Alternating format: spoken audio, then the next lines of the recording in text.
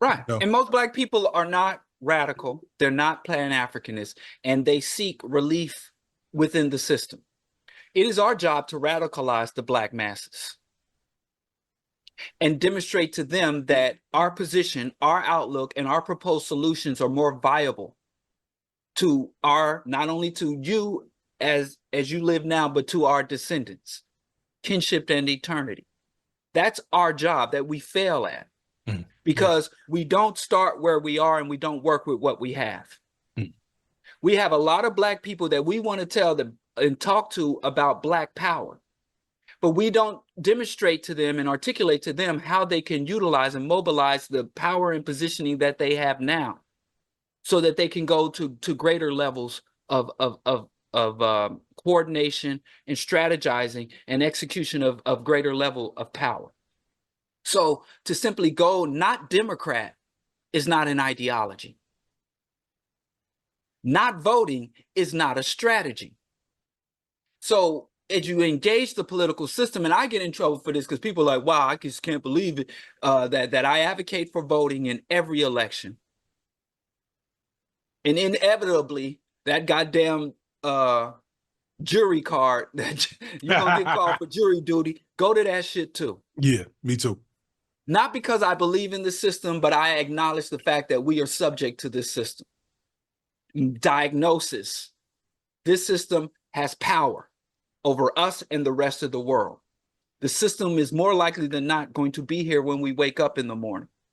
So we have to maneuver in the world, identify choke points, identify vulnerabilities, and identify populations that we can bring over to us to exploit and expand those vulnerabilities and take advantage of the choke points. It's not really that complex. When we engage the political system, we need to be cold, distant, and calculating.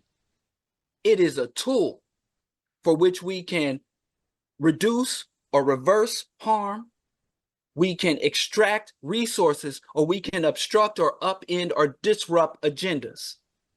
That's pretty much all that's available to us. And the only reason I say those three things are what's available to us through the political system is because that's what has happened in history. I don't deal with what could or should or would have happened.